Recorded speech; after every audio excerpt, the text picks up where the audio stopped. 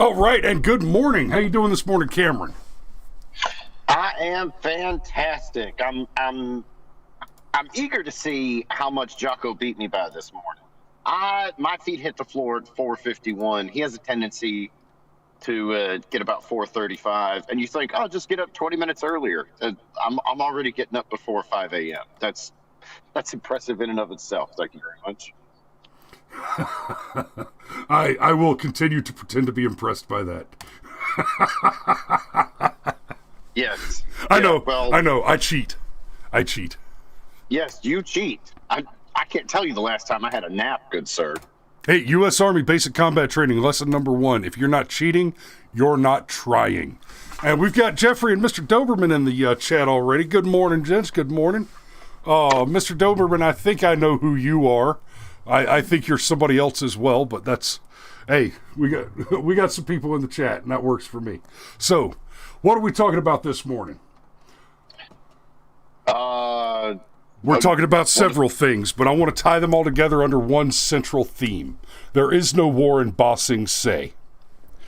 So, unfortunately, I'm sure a large part of my... Yep, he says, hello, sir, I'm Bruno. I thought so. That's Mr. Doberman. So, there is no war in Ba Sing Se. There's an anime, a cartoon called Avatar, about this magic user that he's an airbender, and he uses elemental magic to fight evil, and part of the story, it's a very good cartoon. The film was an absolute travesty. Disaster, yeah. But the actual show is fascinating. It asks some deep moral questions for it does. Well, Ba Sing Se is the capital of the Earth Kingdom. It's a walled city, and within the walls of Ba Sing Se, there's a war raging between the 4 primary tribes all over the world.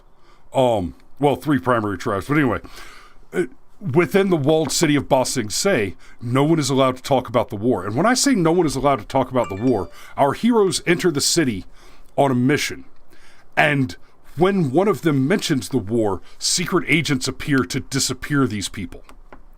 Right? It's, imagine basically Facebook and Twitter have their own Stasi. That's Ba Sing Se. So the thumbnail we used, Dad says like the U.S. Capitol. Exactly. That is correct, Sergeant Major. Terrifying. It's, oh God. See, and I laughed at that. And that almost makes me want to divert and talk about Robert A. Heinlein and The Stranger to Strangeland and The Ape Who Laughs. But we're not going to do it, damn it. So there is no war in Ba Sing Se. The media will run cover for the Biden administration no matter what. This week it's Wednesday, right? Today is Hump Day. Hump Day! The media's running cover. The Middle East is on fire again. And we are looking at real problems with our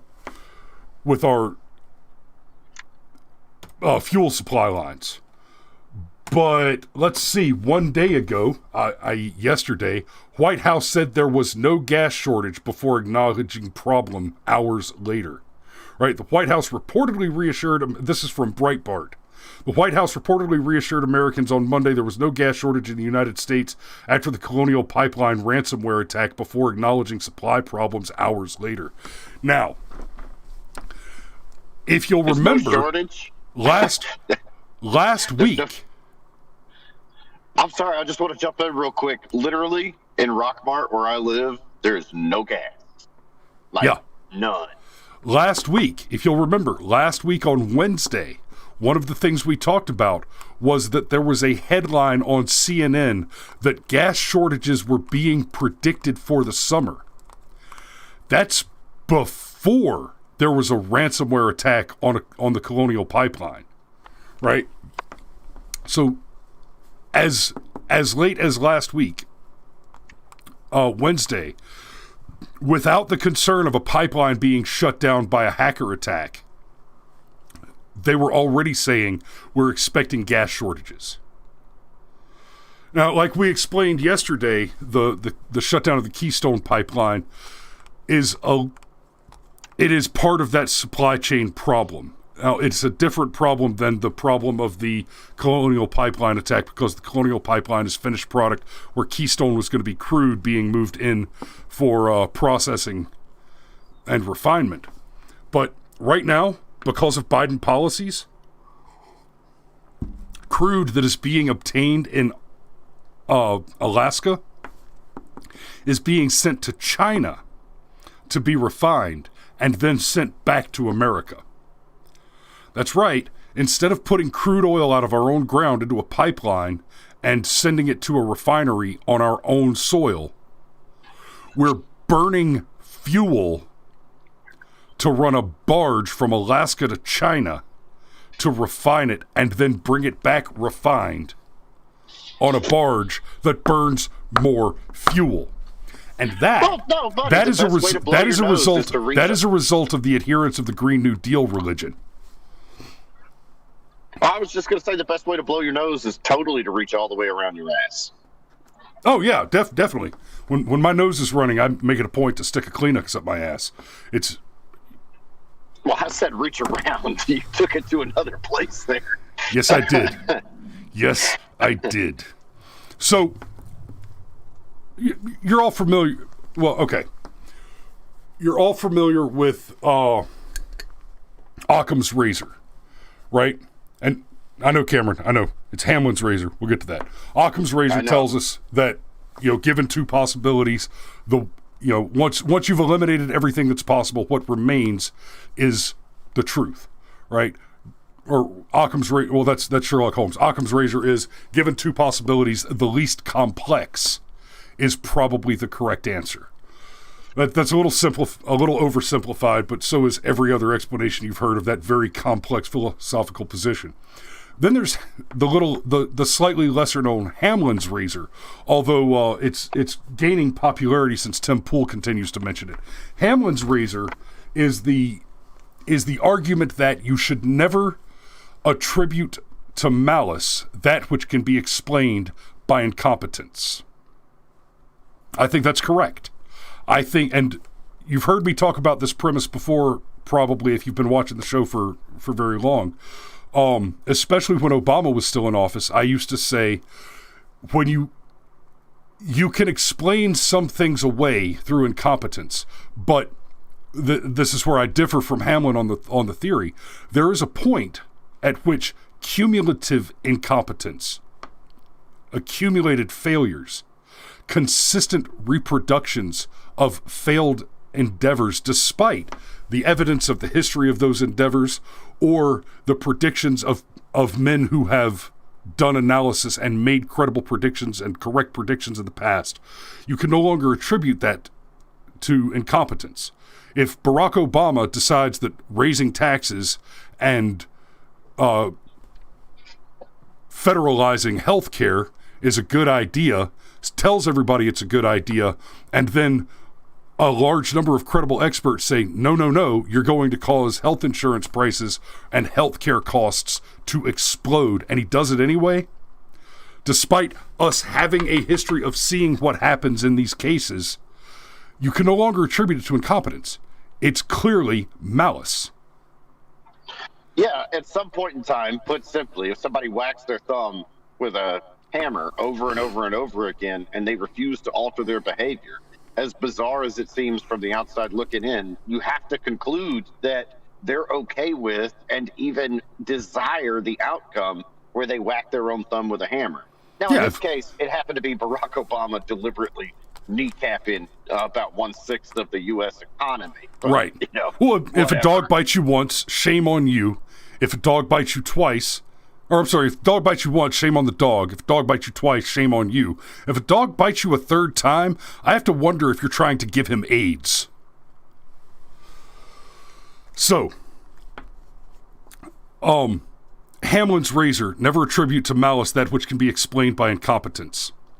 I think that is the reason that the left worked so hard to get Joe Biden in the White House.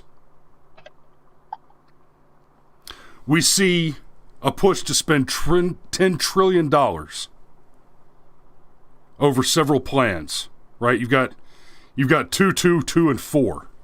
The rescue plan, the family plan, the infrastructure plan, and the spending budget. So you've got an attempt to spend $10 trillion, right? Over a third of the current debt, and he wants to go ahead and do that. You've got DC on lockdown. I think they've redeployed the. Redeployed is a military term for what a civilian would understand to mean undeployed. You recall, you remove, you redeploy troops that were deployed. So I think they've redeployed the National Guard from DC, but I haven't seen any news that they've taken down the fences and the razor wire around the White House.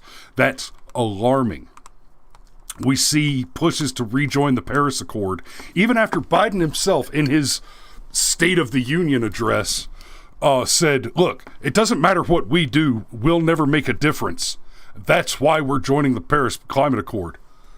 Okay, I can maybe see where there's a chain of logic that leads you to that conclusion from that premise, but I'm sorry, Joe. I'm going to need you to show your work on this one. You know, if you tell me 2 + 2 is 4, I don't need to see you write out the problem. But if you tell me we can't make a difference and therefore we're going to spend several billion more dollars, I'm going to need to see your work on that one. Okay? So basically what I'm saying is the whole reason that Joe Biden was set up to go into the White House, and I'm not making any claims about how the election went. I'm not. But look back at the primaries. Biden was not doing well. He was not popular. He was not well liked when the primaries began. The Democrat primaries last year were an absolute bloodbath. I mean, Tulsi all but drew out her frickin' Chicago typewriter on Kamala. Kamala called Joe Biden a racist and a rapist on the stage. Everybody pissed in Bloomberg's big gulp. It was an absolute bloodbath. And then all of a sudden, people just started peeling off, disappearing, so to speak. I mean, okay, nobody got Clinton'd during the primary, but they sure enough dropped out of the headlines. And you would see things like Tulsi had an absolutely amazing night, was the number one trending search topic around the entire world, except for anywhere with a United States IP address where she did not even appear on Google search pages. They worked their asses off to put Joe Biden as the nominee. And of course, they stole it from Bernie again. VP. Yes. Arguably the least popular. I mean, Kamala was so popular, she quit before the first vote was ever cast. She didn't get a single delegate. And it took James Clyburn's endorsement to even give any momentum. Because remember, Mayor Pete, he won Iowa. Yeah, and there was nothing shady there. wasn't the voting app in that election actually called like Shadow Org or something? It had shadow in the title. It's like, wow. It's like, really, guys? Just throw it out there. We're getting dangerously close to the banning topic on this one, so let me push forward. So basically, I think the whole reason that the left was so excited to put Joe Biden in the White House is because they can do all this evil shit, all this malicious garbage. They can come after your guns. They can abolish the police. They can, oh God, and Friday we're going to be talking about Governor Kemp. Kemp has got to go. I would shit up his damn nose if I had half a chance. He got rid of the citizens arrest law. He took a stab at the citizens arrest laws. Let me make something really clear. We'll talk about this more on Friday. Coming after the citizens arrest laws is almost as offensive, almost as terrifying, almost as tyrannical as abolishing the Constitution. Not the Second Amendment. No. The entire Constitution. Because the usurpation of the right of citizens to arrest and detain criminals, that is taking power guaranteed to the citizens by traditional common law and through the 10th Amendment, which guarantees all powers not ceded are retained to the states and to the people. That is an absolute usurpation of individual citizens' sovereignty. It is an attack on your divine self. He should be excommunicated from whatever church he might be affiliated with over this, because he has just attacked the very principle that in his image made he man, and so by man should his blood be and so whoever shed the blood of man, by man shall his blood be shed. Governor Kemp has attacked your divine sovereignty. I'm sorry, that's off topic. But it's fresh in my mind, and I'm furious about it. I don't.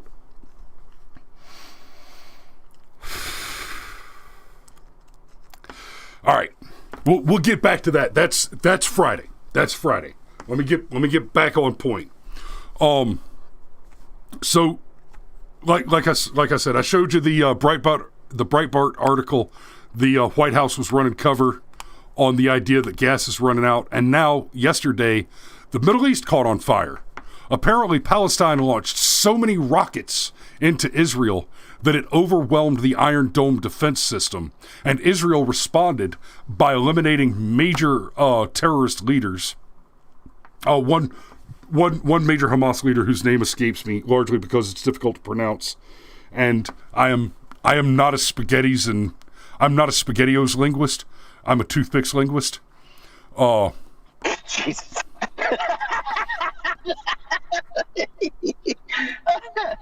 Oh my God, I've never heard that before, but I understood the slur the second it rolled off your tongue. Yep. Chopsticks linguist.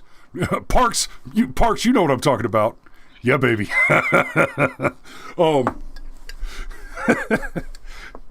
그렇지만 그런 것은 새끼야.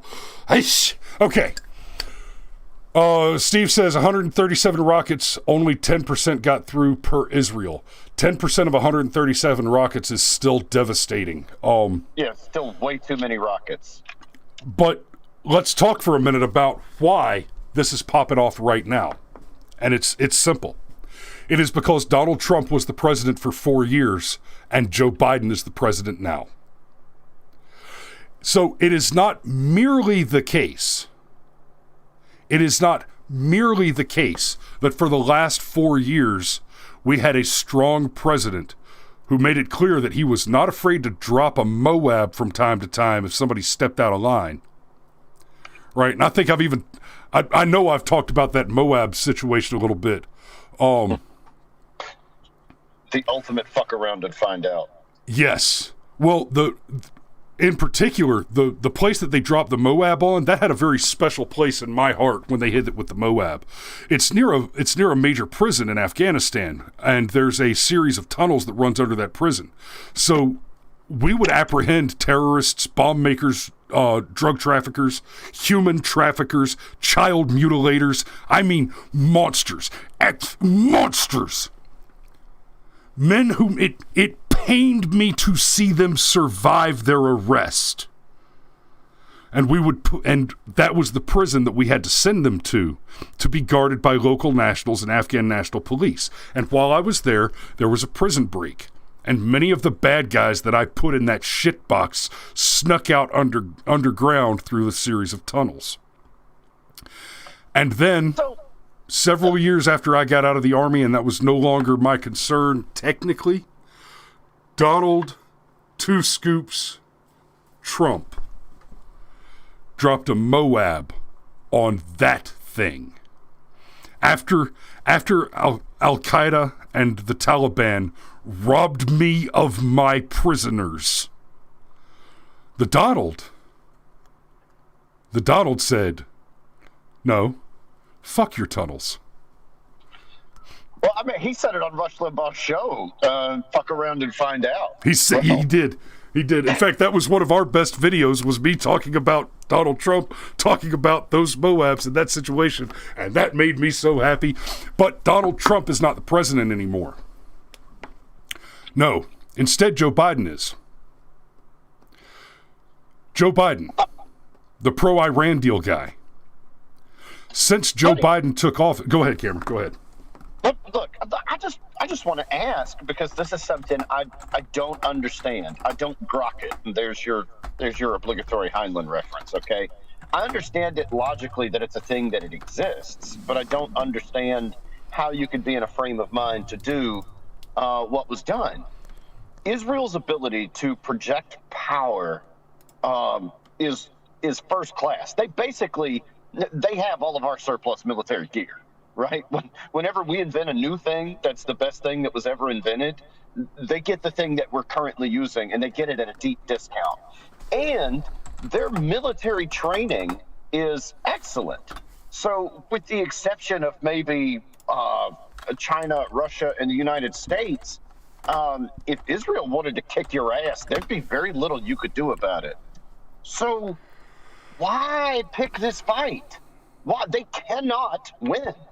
I mean, they basically have got all of our old fighter jets. So anything within 500 miles of Israel, if they want to wipe it off the map, they can do it, and there's not a damn thing anybody can do about it. So why pick this fight? So there's a few things going on here. One, you've got people like Ilhan Omar putting out tweets in active support of Palestine. And remember, Ilhan Omar is a,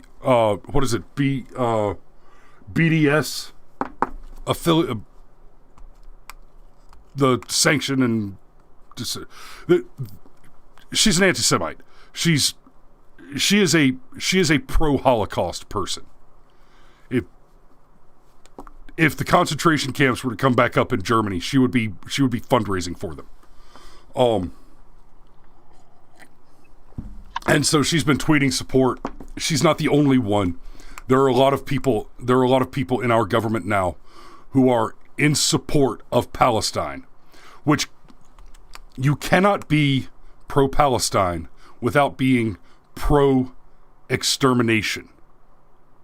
Right? Because that is the Charter of Palestine. That is... It's literally in their charter. Literally. It is the Charter of Palestine. It is the Charter of Hamas. It is the Charter it's in the Charter for Hezbollah. And then you get Joe Biden in office. So President Trump was easily the most philo-Semitic president we've ever had. The most pro-Jew president we've ever had. Honestly, I'm neither here nor there on that. I think in fairness, it made for stronger relations with a strong ally. Moving the embassy was a strong move. Diplomatically, strategically, it was a very good move. And again, Trump made it clear that he's not afraid to drop a Moab here and there. Now we've got Biden in office, who has a policy history of being pro-criminal. And you mean like his son? Yeah. I'm sorry, that's not where you were going with it, but I had to throw it in. But Biden and the Democrats definitely are operating in the best counter interests of the American people. So already since keep in mind, this article is a month old, right? Which is almost better to make my point. You know, this article is more than 1 month old. This from The Guardian: Biden restores $200 million in U.S. aid to Palestinians slashed by Trump. So the first thing you need to understand about Islamic terrorists, about people like Hamas, those guys,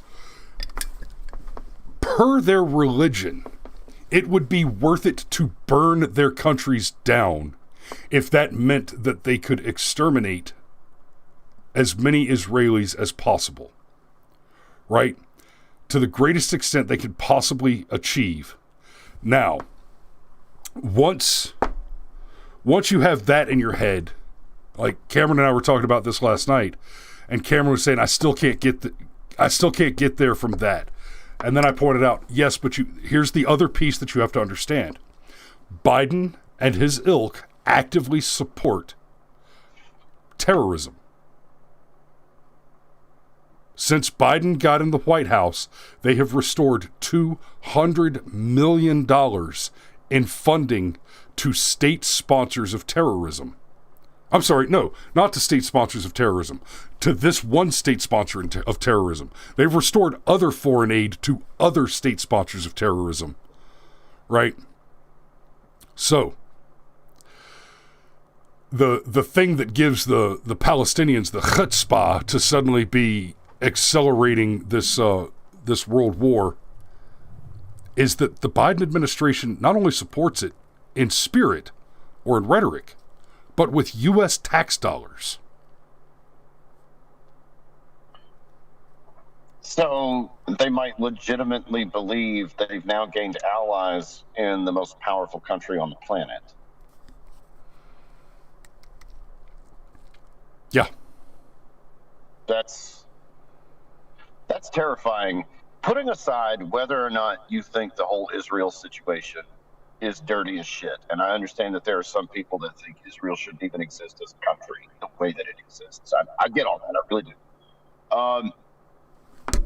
What cannot be argued is that all the other countries in that region, their piece of shit capacity is 10 times Israel's piece of shit capacity. Correct. Netanyahu made a comment some years ago about how there's a section of the Middle East that doesn't need democracy brought to it because it's already democratic, and that there's a section in the Middle East where millions of Muslims live free, and that's in Israel. And this is correct, okay? Just because you might think what happened with Israel is dirty doesn't mean it's a good idea to be pro-Palestine. Because please believe that they just don't... They're coming after us next, okay? And Israel's just a footnote, or at least that's what they want it to be. It won't, because of their ability to project power. But the people that are the enemy of Israel are also the enemy of us. Don't get it twisted.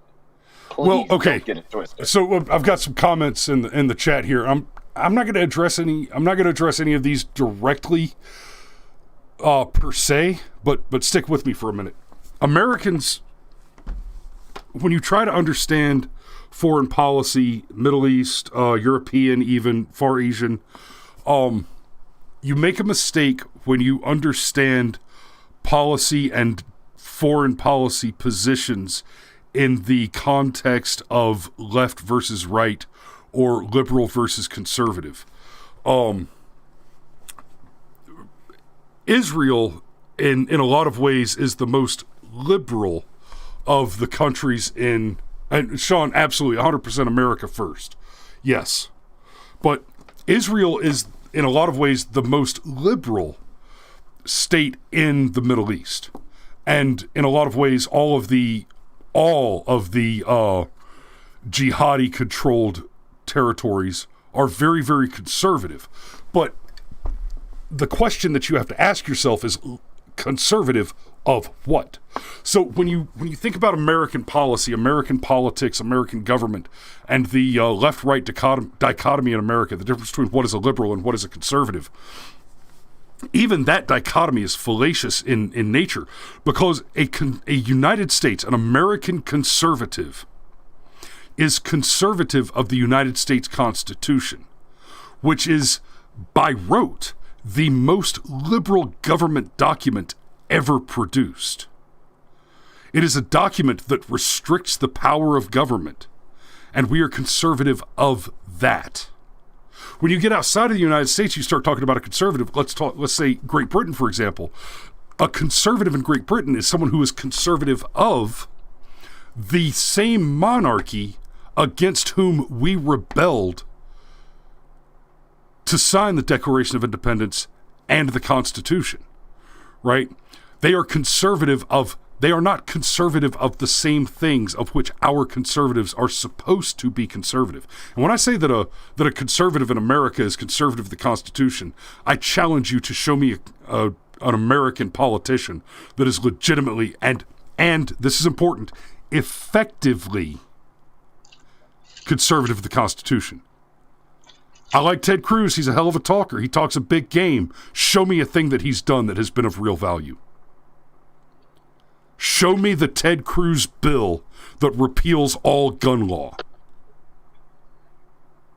Right? So we have a terrifying dearth of legitimate conservatives in government in this country. So when you think about policy, foreign policy, conservatives in Israel are conservative of the Torah. Liberals in Israel are opposed to that. To an extent. That's. Go ahead, Cameron. Yep. Well, I was going to say, so by that logic, what are the conservatives in Saudi Arabia conservative? That's the hell of a question right there. And I happen to be able to glance at the comments, and I see Sean Stryker says Israel plays all sides, like our deep state does. Honestly, all the big boys play all sides. Everybody spies on everybody. Like that's just how the game operates. Believe it or not, I firmly believe it's one of the things that keeps us all honest, keeps us all in check, actually prevents World War III. We all act like nobody knows what's in our poker hand, and yet we've all got a pretty good idea of what everybody's holding. You know what? Okay, Sean Stryker just said not much an employee of a corporation in the U.S. can do versus an employer. That's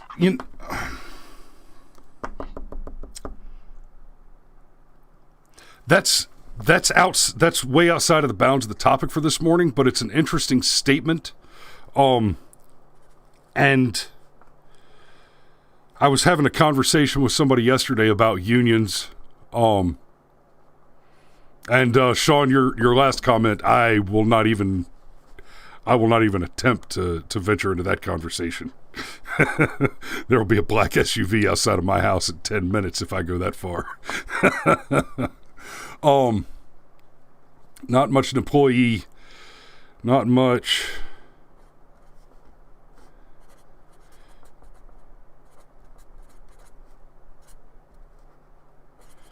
Sorry, I got quiet. I'm writing a note. Dead air is bad, sir. I know. Well, you could have said something, fucker. Anyway. I didn't know you were going to write a note, fucker. Sean says, okay, U.S. Corp equals Fed government. That I'm going to address that completely separately in a later show. Sean, that's going to be, yeah. I think you'll like you're going to find me disagreeing with you sort of on this, and I think you'll like what I have to say. Suffice it to say, part of the problem that you're trying to address is not a problem of capitalism or a problem of employees versus corporations. It's a problem of the interference of Marxists into laissez-faire capitalism. There is nothing a government can do that cannot, and not only that cannot be done better by private industry, but that has not been done better by private industry. Nothing. No exceptions. So I think I've adequately wandered away from the point, but I think we also managed to prevaricate about that particular burning bush for sufficiently to get us to the 8 o'clock mark. Cameron, is there anything else you want to add? There's a lot that I want to add, but I don't want YouTube to take our channel down. Oh, that's every single day. Yeah, but this one's a touch more sensitive than the others. Yes. Steve is apparently whistling at us.